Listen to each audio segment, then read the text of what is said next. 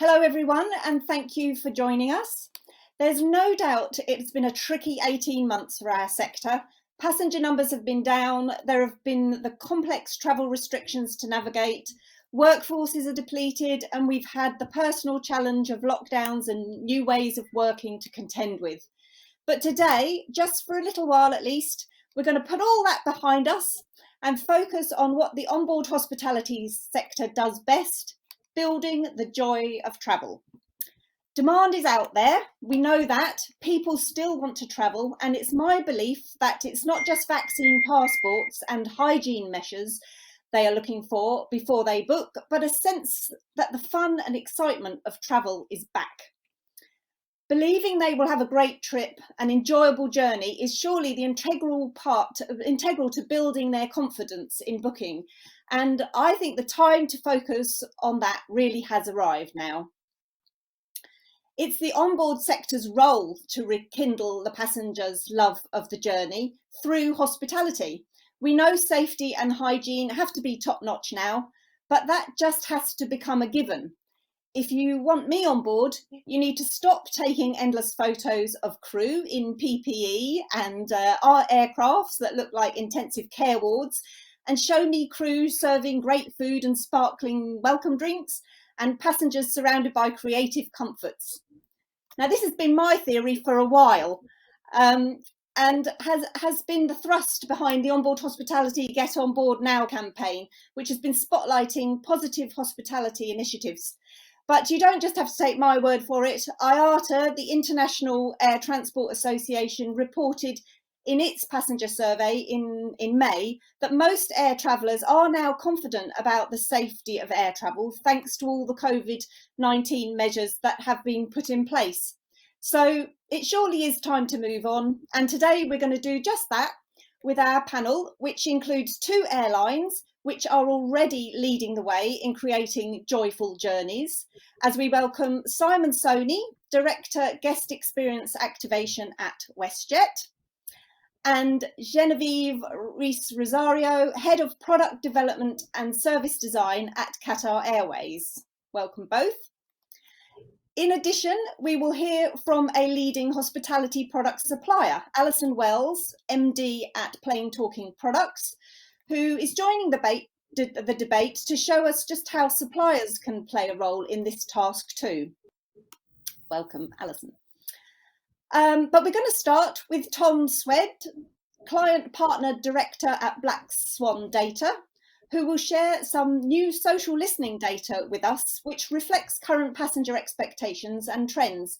Because let's face it, it's always good to know exactly what the passengers are thinking, not just me.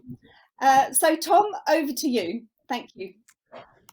Thank you very much, Judy. I'm glad to be here to talk to everyone.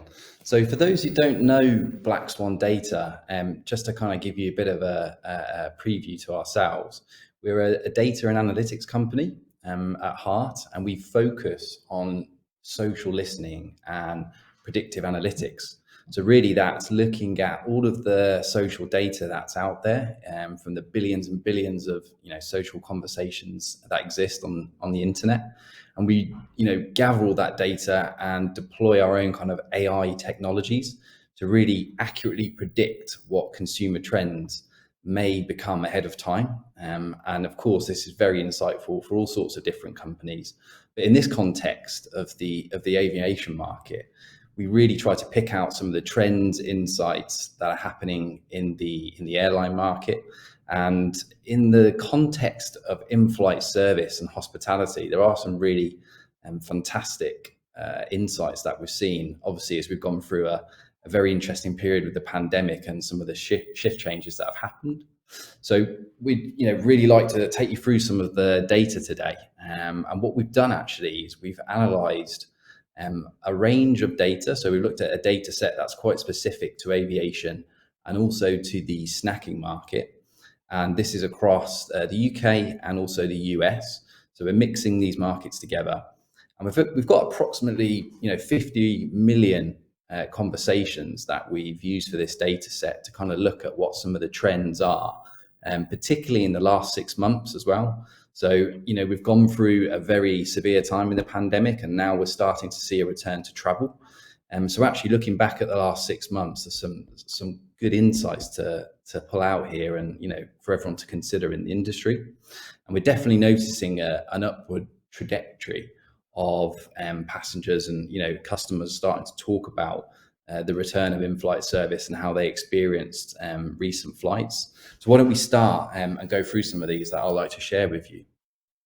So as I talk through, you'll see a couple of numbers, and this correlates to 100. So we try to look at these sentiments and group them as positive or negative or neutral.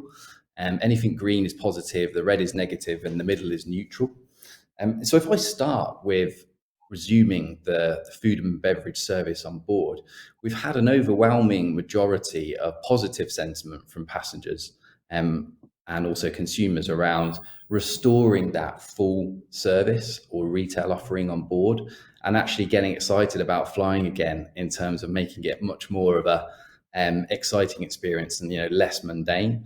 I think we saw in the pandemic that the service was really scaled back to perhaps just a bottle of water and a mask or something like that. And that isn't, of course, where we want to be in the airline market and the aviation market. Of course, we want to delight our passengers. And actually, as passengers are returning to travel now, we're actually seeing a lot of them get excited about being able to receive a better service on board, to be able to snack on what they want, and to make that journey end to end a lot better from a food and beverage perspective. So it's definitely a time to get to get that back on board as an offering and to entice your passengers back.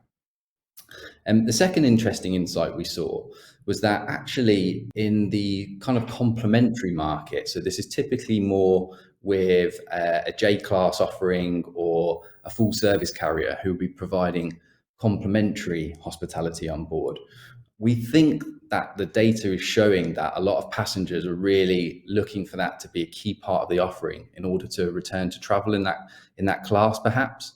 And you can all, look back to the joys of business class travel and all of the, some kind of ancillaries that come with that, or the experiences that come with that, I should say. And I think it's a really important point is that when we get back to full health as an industry, passengers are looking for that joy to be brought back to all of those different offerings on board. So whether it's the glass of champagne as you board the aircraft, all of the different kind of kits that can be provided to passengers, and that complimentary offering has been missing in the pandemic, and many passengers are again quite excited to see that come back and to encourage them to travel in those circumstances. The third insight that we pulled out really was around duty free, interestingly. So duty free, of course, has been a big part of airlines offering for an in-flight service perspective. And actually what we're seeing from the data is that there is a negative sentiment coming out, and this appears to be around airlines actually not carrying or offering the same amount of product that they used to pre-pandemic. Now, as we drilled into the data, some of that is also to do with competitive offerings that are now available at airports, home delivery, etc. But there is also a distinction where passengers can't get what they used to get on board. And that's obviously restoring slowly now as we come out the other end, but the market is opening up for duty free on board again. And so it's definitely a time for airlines to consider, if they haven't already, how they can expand that and get that back to where it was. The fourth insight is around in-flight payment. So, of course, many airlines retail their in-flight service offering, and obviously particularly low-cost carriers, where it's a key revenue point for them. So the in-flight payment has always been a difficult area to get right, particularly when it comes to the digital age, where consumers are expecting payment to be easy from their own device, the likes of Apple Pay, Google Pay. And of course, there are many challenges that we're still overcoming there from a connectivity point of view. Some great progress has been made, but we're definitely seeing that airlines who can find creative ways to solve that requirement of the in-flight payment piece often it results with passengers who are much happier to part with their cash if they can easily. And so again, as the in-flight service offering ramps up, thinking about how the payment process can be made as easy in that, particularly in the low-cost world, that is a key area for airlines to capitalise on as we move forward. Now, the fifth insight is linked to the sixth as well, and this is around sanitisation and the preemptiveness of that from passengers as we come to board aircraft again in the current climate. Now, the overriding kind of insight from this is that passengers do remain somewhat cautious around the level of sanitisation that they're exposing themselves to, and obviously the close contact in the cabin. A lot of marketing and good work has been done to show passengers what the lengths the airlines are going to make sure that that's a good experience on board. But I think there is still going to be a level of this awareness to continue into the other side of the pandemic and as we come out the other end. And it's really important, as I think many of us are aware, that we don't want to turn the aircraft into almost like a clinic setting. It needs to find that element of joy, that element of a great experience at the same time. So really, for airlines and for vendors who are in this area, it's very important that this probably continues the awareness of what we're all doing and making passengers feel at comfort when it comes to all of these services that we'll provide on board. So a very important takeaway. And lastly, amenity kits, interestingly, are quite a hot topic in this particular area. So what we've noticed is that a lot of passengers are very impressed when an airline offers an amenity kit free of charge, perhaps most of the time. But when that has a level of emphasis around sanitisation or hygiene measures, I think it shows to the passenger that the airline's going to the extra mile to provide that level of comfort and that level of trust with the passenger. And it's an important factor. Again, as I say, we won't walk away from the pandemic very rapidly. It's going to linger around for a while. So it's important for us as airlines and vendors to think about that overall situation. And clearly amenity kits are going down well with passengers where that's provided. So hopefully something to think about there as well. So I hope that kind of sums up, Julie, some of the data in a quick overview for you. Yes, thanks, Tom. That's a great scene setter, and it's given us food for thought already, I think, and some reasons to be cheerful, I'd say. Passengers, it seems, do want the hospitality that you hospitality people are providing. So that's a relief, isn't it? That's a good start point. Before we move on, one quick question that might be helpful to follow up with, Tom. Of all the elements that you outlined, and perhaps based on any other insights that you've had from other data elsewhere, is there one standout topic that you think hospitality providers really should be focused on right now? Yeah, it's an interesting question. I think looking back at the data, we definitely see that the restoration of the catering service on board, whether that's complimentary or whether that's paid for, is the biggest talking point, if you like.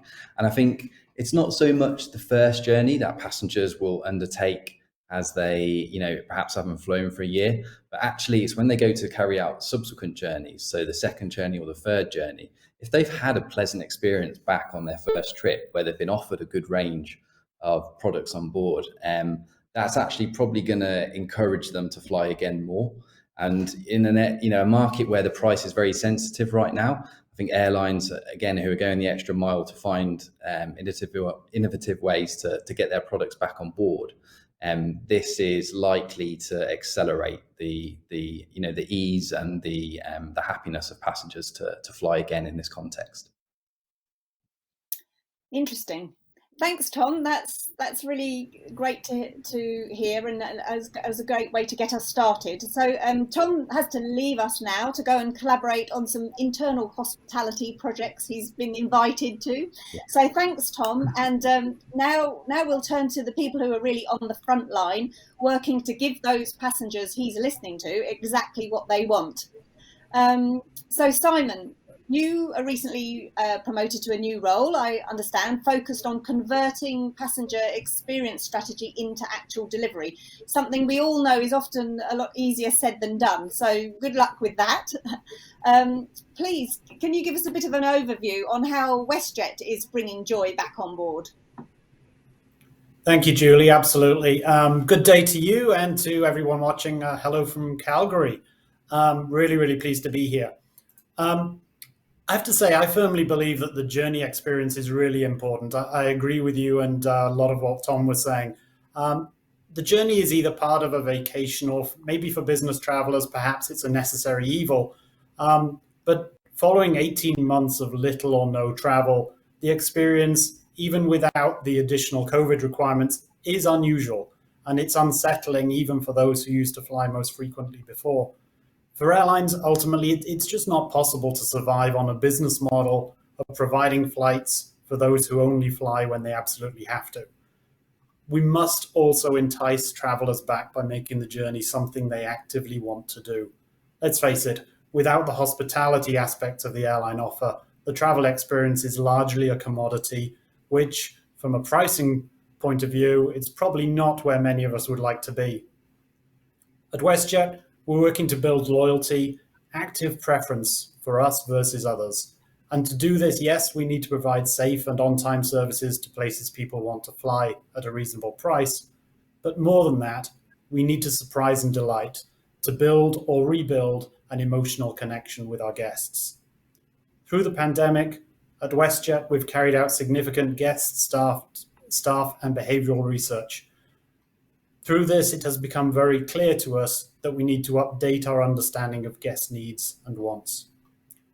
Through the pandemic, much focus, as we've already heard, quite rightly has been on sanitization and virus protection measures. That was and is likely to remain a requirement. It becomes, if you like, a new baseline service level, now expected as table stakes, and doesn't meaningfully differentiate. Already, however, guest expectations are moving quickly. And as Thomas suggested, guests are now already expecting higher levels of service at airports and on board. They're expecting more choice and more variety, and with an added expectation of digital options and increased sustainability. This isn't really surprising. By choosing to fly, I believe that our guests have already come to terms with the potential risk associated with travel for themselves, and having decided that the risk is acceptable, now they want to have a great experience, not one reminiscent of a hospital, a place most of us would rather not visit too often, and especially not now. During the pandemic, we all got more comfortable with digital servicing, and therefore now more than ever, the comparators for great service are no longer solely what we did before or what is provided by other travel companies. The real comparisons and expectation drivers are now being led by the likes of Uber and Amazon, etc. These now form the expectation of intuitive, uncomplicated, jargon-free experiences that are expected from all, digital and human interactions alike. This indicates the need for additional focus on guest experience within the digital space and also in the physical space. There must be an increasingly seamless experience and handoff between the two. I'll give you a couple of examples. Through the pandemic, we've got used to having a huge range of food and beverage options available to be ordered on our phones and delivered to our door at any time of the day or night. Why do airlines not provide more choice and flexibility around food and beverage options? Also, we've got used to being able to see a map on our phones showing exactly where our delivery or ride is at any particular time and when it will arrive. Why don't I know where my checked bag is and when it will be on the carousel? Why is tracking not more efficient? We've also got used to being able to buy and sell and, in fact, to transact almost anything online. If I can transfer money around the world in a few seconds, why do I have to call a contact center and wait in line, possibly on a telephone queue for a long time to speak to somebody to make a minor change to my reservation? Ultimately, processes and procedures need to be simplified for our teams also so they can deliver consistently. It's great to see the traditional offers come back on board, they will likely maintain their appeal as a comforting reminder of the past, though perhaps they'll have a shorter life cycle than before, as people expect more change and more flexibility. However, I think more will be expected soon by way of choice, frequency of rotation, and options. Balancing the ability to provide these meaningful services whilst being cost efficient is increasingly important. Through listening in detail and in depth to our guests and to our own teams, we're avoiding wasteful spend that adds little value and which travelers are increasingly seeing as wasteful and frivolous. And through doing this, we're hoping that we will win back their loyalty and that emotional connection. Thank you, Julie. Thank you, Simon. That's really insightful. It's incredible how it's all moving on. And there are lots of things to think about there. Coincidentally, my last flight prior to the pandemic was actually with WestJet, and I have to say, it did bring joy. Beautiful tableware and some super smiley, engaged crew. So I'm delighted it's getting back on track and also evolving quite significantly by the sounds of it. A couple of questions, just move on. You talked about the need for consistency in the service, and how can you be sure to deliver this? Well, you're absolutely right. It's a really tough area, and I'm hoping that when you fly with us again, Julie, you're welcome anytime. You'll see that we really are tackling this. Consistency is everything. Words are easy, but delivering on the front line is a challenge. I think there are three areas that I'd focus on. The first one is to build the offer with significant staff input, so that we make the delivery that we want the most easy and intuitive way to carry out any task. So ultimately, it's the most likely procedure to be followed every time. It's one of the basics of Lean. Make the process easy and simple. It's also really important that we explain to those on the front line why consistency is important, and through that to provide lots of guest feedback in as real-time a way as possible, so that they can understand the impact of what's going on. And I think probably the third one is to agree key points in the journey that need to be consistent, and where actually that human nature side can really come out and shine. So we need to agree metrics and measures, and then track them so that we can understand the performance and really from the guest perspective. Yes, it does seem crews are going to be fundamental, to the restart and the kind of making people feel so welcome on board, and that consistent element, as you say. Absolutely. They've had a tough time, and I think they seem like they're ready to get back to it and open to new ways of doing things, which is quite exciting. You mentioned that you think guests will soon be expecting more by way of choice and options. How do you advise your suppliers to step up and meet that kind of change that's required? That's going to be a big challenge. I've spent the better part of my career to date working with some of the best and most responsive suppliers in the industry. They too have had a horrible time over the last few months, and I'm pleased that so many seem to have survived, which is great news. I do hope also that they're working to understand, as we have, how the needs of their customers are evolving. If our guests need more flexibility and options, we're going to need more flexibility in our supply chains also. They may need to consider how they redesign their processes to support, perhaps through reduced MOQ, reduced lead times, and increased sustainability options. In summary, I guess if I was talking directly to the supply community, I'd highlight that they need to understand that the customer has or is changing, and I'd pose a question. Someone will adapt to best meet your customer's new needs. Will it be you, or will it be your competitor? Very poignant question, Simon. I can hear them all racking their brains, thinking about whether they're ready. But it's good to know that you're ready to do business with them, and let's see which are the ones that are going to adapt and be ready to serve. Thank you, Simon. That was really good. I'm sure our next speaker shares many similar challenges. So let's move on now to the Middle East, where amazingly Qatar Airways continued flying throughout the pandemic and has been actively focused throughout on maintaining a quality customer-centric service in all cabins and creating memorable experiences with every interaction. Genevieve Rees Rosario has been at the heart of that effort, so I'm pleased to introduce her.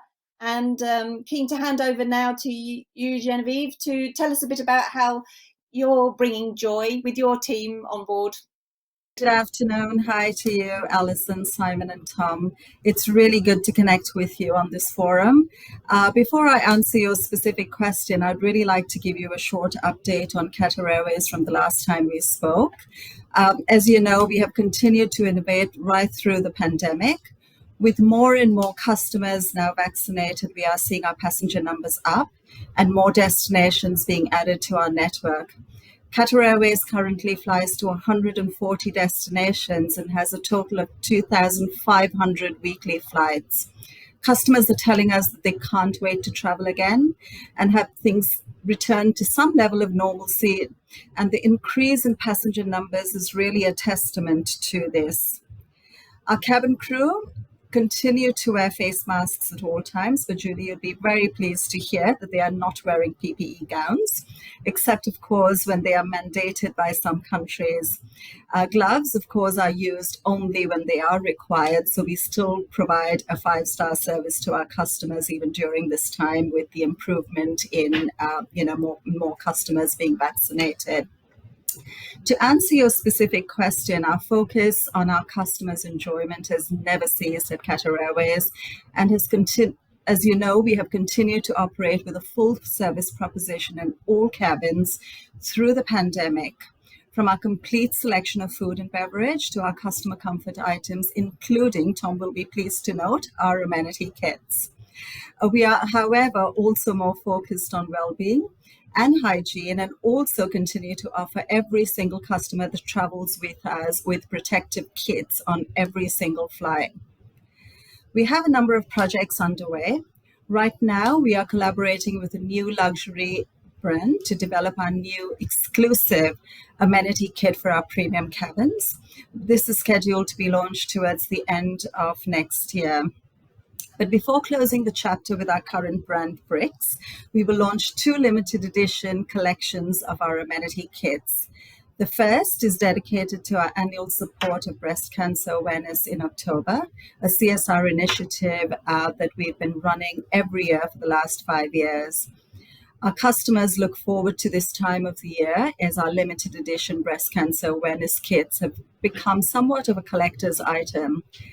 The second limited edition kit will launch shortly thereafter and will mark the end of our long and strong partnership with Brix.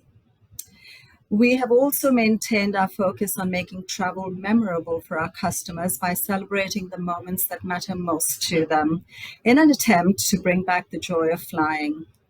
In the next few months, we are looking forward to some of our planned festive touches that will delight our customers during Diwali and Thanksgiving in November, the festive season in December, and of course, this trend will continue well into the new year.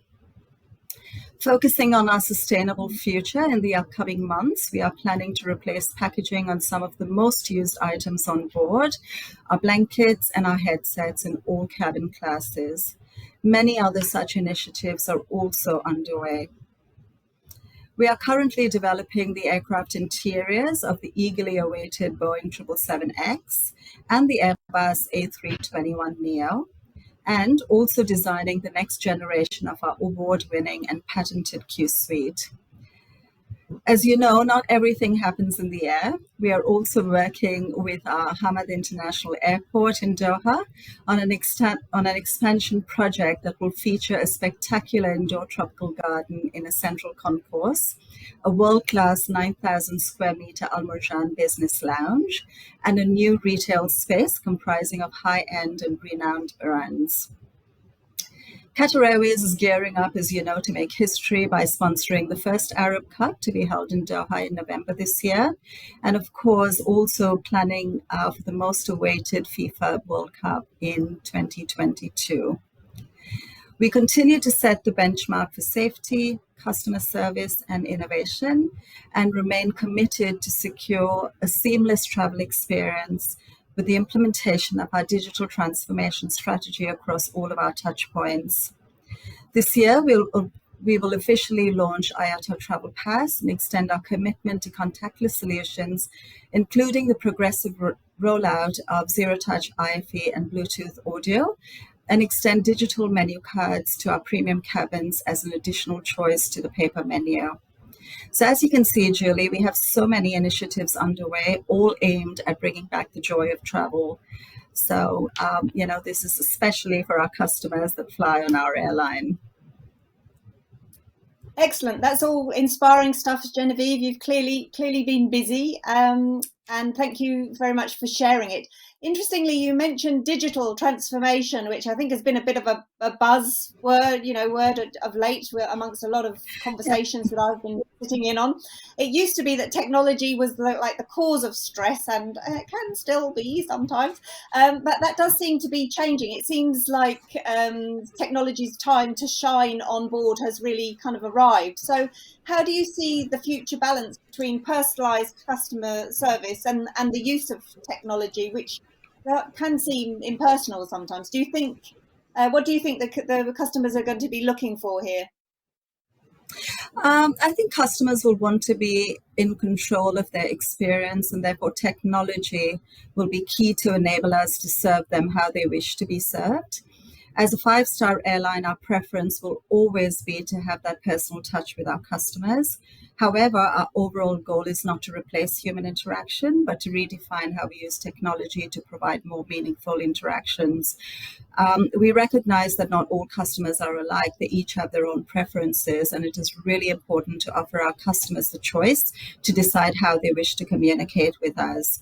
The initiatives I just mentioned are just the start. Our strategy is to transform how our cabin crew, ground and lounge representatives work, preempt customer expectations and better connect with them. Technology, as you know, enables them to remove the time-consuming manual tasks, providing them with a wealth of information at their fingertips to further tailor and personalize every customer interaction. Human interaction, we believe, combined with digital capabilities, will provide us with endless opportunities, and we believe that this is absolutely the way to go, especially, preempted by the current situation we are in. That's really interesting, Genevieve. I think it's amazing that, now we're talking about human touch and emotional connections being facilitated, by digital transformation. Those two things used to feel very sort of disparate, but now they're kind of merging together, and the technology, I guess, is evolving so it can do the job you need it to do. I wonder, can I pick you up on one other point then? You talked about the surge in customer numbers, which we're all delighted to hear anyone talking about a surge in customer numbers anywhere in the world. So how is Qatar Airways preparing for that increase in travellers? Julie, we have always been ready.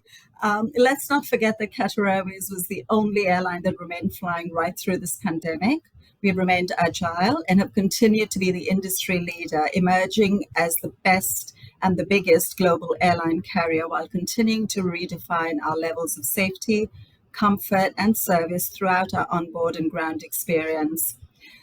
With this growth, we are heavily recruiting cabin crew, ground and lounge personnel, as more and more customers look forward to traveling with us again. With the surge in passenger numbers and adding more destinations to our network, we are planning for the reopening of our lounges, both at our hub and at outstations. Our Al Safwa First Lounge was the most recent lounge to be reopened.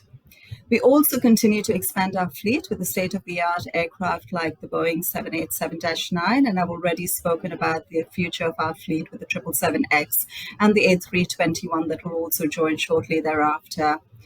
I see as the best airline in the world, we have mastered the art of hospitality and service excellence by providing personalized and bespoke services as part of our full service methodology at every customer touch point, which clearly differentiates us from our peers. And, we will continue to innovate as much as we possibly can to, always maintain our service excellence, right through.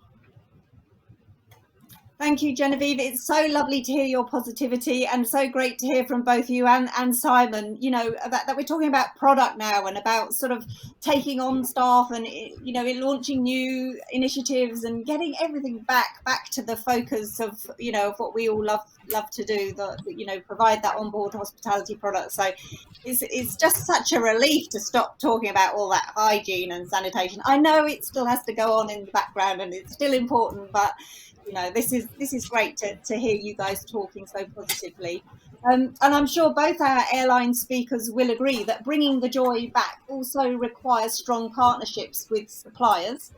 So to round off the debate, I thought it'd be good if we could get the perspective of a supplier. So Alison is joining us from Plain Talking Products. Alison has been creating beautiful products for years, but in the past 18 months, her teams have been looking at how style and comfort can really make a difference and complement the post-pandemic health and safety angle that we know has to be there. Alison, do tell us how you see the market now. Thanks, Julie, and hi panel, and hi everybody, and thanks very much for inviting me along today. I think if the pandemic has taught us one thing over the past 18 months, it's how much we have missed hospitality. I don't know about everybody else, but I am thoroughly sick of thinking about what to cook, cooking it, clearing up, etc. every day, every week, every month for what seems like forever. So just the thought of being able to eat what you like, when you like, is absolute heaven, and not have to wash up. So I think we're all more than ready for some luxury, to be treated, to feel special. And so you could argue that given what we've all just been through, hospitality service levels have never needed to be higher.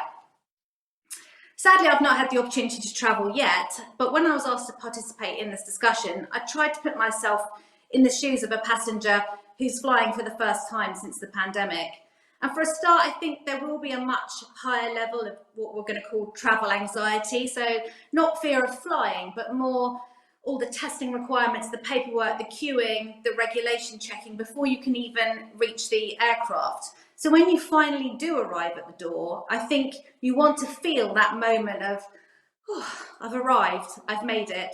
And it's really important that you're welcomed with a smile, even if it is from behind a mask.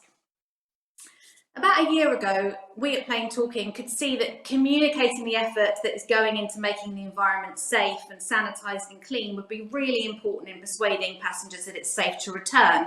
And we can see airlines now really trying to do this. But passengers do need to see and feel that difference, I think. So this could be through the hygiene packs that Tom was talking about earlier, or maybe visible checklists of cleaning schedules and things like that. But in terms of product, passengers want to know that everything is clean and fresh. And at Plain Talking, we've been working on some antimicrobial treatments for textiles, which can be a particular harvester of viruses and bacteria. So these can be impregnated at source, or they can be added in the wash cycle at the laundry, which is great for treating existing inventory. The blanket, the pillow, the headrest cover, they should all have some sort of tag or label to show that they are clean and fresh and treated. And high traffic table tops and seat rests and things like that should be fresh, clean, and have a sticker or a label to show that. The passenger will know about this in advance, but they need to see and feel that difference when they arrive. And when they finally sit down in their seat, they should be able to breathe a huge sigh of relief and know that they're traveling in safety and comfort. So in terms of meal service, as the other speakers have mentioned, the level of service and hospitality is a huge differentiator. And I think we all recognise that some elements will have changed and will have to change as a result of the pandemic. At Plain Talking, we're seeing a shift to less is more. So usually when we develop beautiful tableware ranges for our customers, all the stakeholders have their input, and inevitably we end up with quite a large number of SKUs to meet all the needs of the various menus, the chefs, the crew, etc. And I think going forward, we will see what we're calling simplified luxury. In terms of first and business class product, there will be a requirement for high quality service. I don't think pre-packed food will be acceptable, and these passengers will continue to expect a certain level of service as before. I was chatting the other day to one of our ceramic designers who works in London with many of the top 5-star hotels, and he was saying service is vitally important, but crew should be respectful of personal space and sensitive to the travel anxiety I talked about earlier. Perhaps therefore the meal service is simplified, fewer, more quality interactions. So this leads on to the product itself. The trend is definitely for timeless classic products at the moment. We're working on some tableware ranges in beautiful bone china, which is super white, light and really hard wearing, traditional porcelain, low cost and very durable, but also magnesia porcelain, which is smooth and creamy white, super strong and incredibly long lasting. We can apply beautiful patterns, designs and finishes to these materials to create consistency and harmony within the cabin. With clever design, the meal service equipment can be relatively simple, but with a few beautiful accent pieces to give a mega finish. The designer was saying that even the top chefs in London are looking more realistically at streamlining the product and service. Fewer luxurious products means the inventory is easier to manage, a simplified service which is easier to operate. Which leads me onto the hot topic of sustainability. Not the main topic of this discussion, I know, but it's impossible not to mention it as it permeates everything that we're doing. I also sit on the Planet Action Group for On Board, and one of the caterers in the forum mentioned the need to look at local, fresh produce. And I think this fits perfectly with what I was just talking about, this idea of simplifying and streamlining. Indigenous food, local delicacies, we all want to reinvigorate our love for travel, and trying new food is a major part of this. Served on reusable or plastic-free products, again, can be a major point of difference for an airline. I don't think it will be very long until we see passengers making their decisions over which airline to fly with because of their sustainable messaging on board. At Plain Talking, we've continued to create and are creating a range of sustainable products under our Plain Green brand. So we're continuously innovating in this area, and it's moving very quickly as we find new materials and production techniques. In my opinion, this will involve airlines needing to look very closely at this traditional service offering and considering the use of technology, which we've been talking about today, to offer more choice with less waste, looking at rotable versus disposable options and waste management on and after the flight. One point I want to make, which I think is really important, and we've touched on it already, but in this sanitized environment, the fewer interactions, the digital service, it is really important to stay connected with the customer. And in the past at Plain Talking, our favourite products that we've worked on have always been the ones that you don't expect. So the gift in your amenity pack that you didn't know you needed, the beautiful butter knife, the espresso cup, the salt cellar that you're encouraged to take home with you, or the sleep spray in your seat pocket. Always keep that element of surprise and delight, that element of individuality that makes someone feel special, and they will keep coming back to you. Thanks, Alison. I think that's, I like that idea a lot. It's really good. I love how creative this industry can be. You've obviously all been working on, a lot of different products, taking it in different angles. And the pandemic, I think, has really given a lot of suppliers the time to rethink and reset and just do things a little bit differently. Alison, you mentioned sustainability. I know, as you say, it's the focus of other Taste of Travel sessions too, and a huge issue. But in terms of the product, how it's looking, what impact do you think that will have to onboard service? Well, the work we've been doing at Plain Talking on sustainable, yes, covers everything like birchwood cutlery, paper, cardboard cups and bowls, plastic-free dishes, biodegradable packaging, etc. But it is a much bigger issue than that. And we're encouraging our customers to look at whether rotable products can be a more cost-effective solution. So looking at the total end-to-end life cycle of a product, or using something multiple times has to surely be better than using it once and throwing it away. So it's about working together to figure out the logistics of all of that and seeing how that fits with the service that the airline wants to offer. We were talking in the office recently about cups, for example. So these days we all find it socially acceptable to take our own coffee cup into the coffee shop or carry our own water bottle with us. I mean, could we do something like that on board? Could we market a reusable coffee cup? Sell it perhaps, make this a point of difference, that this is a more sustainable choice, and encourage the passenger to take that message home with them. It could become a collectible if we refreshed it often enough, for example. Cool idea. I do think we do have to start looking at step changes in the way we've seen all around us in coffee shops and you know, on the ground, as it were, and do things a little bit differently. And I totally agree with your earlier premise that product is the way to surprise and delight passengers. I love that concept, but I do have one worry. Presumably budgets are really under pressure post-COVID. So how would you suggest airlines make sure they keep the surprise and joy in mind and incorporate it in the service effectively, you know, for a good price? Yeah, it's a good question, but it doesn't have to cost very much. And some of the most successful products I've ever been involved with could be as simple as producing the economy amenity kit in lots of different colours. So you don't get the same as the person next to you, and maybe you get a different one next time you travel. We can rotate items inside a pack or on a tray table, so they're not always the same. And some of the brands that we work with are really keen on sampling, getting their products in front of the passenger, or maybe an exclusive voucher. You can also create great points of difference very simply by using prints on amenity kits, or embossing on blankets, or beautiful decals on chinaware. And none of that costs very much, but it does really enhance the product and can make it stand out. Fabulous.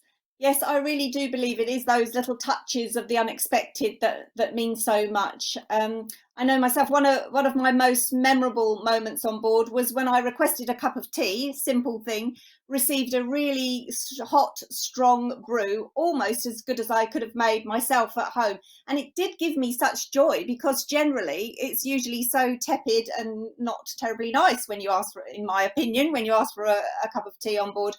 And I asked the crew how they achieved it, and my steward was proudly explained that he always heated not the pot, the teapot, but the mug itself before pouring.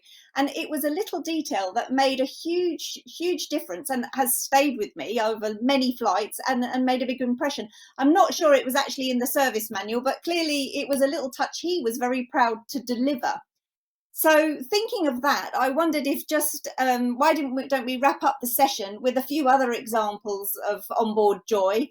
Alison, I wonder, have you experienced any little moments of joy yourself that you can tell us about? Oh yeah, lots, but one really stands out. I remember quite a few years ago now, because she's a teenager, but when my daughter was about 1 year old, we went to the States on holiday.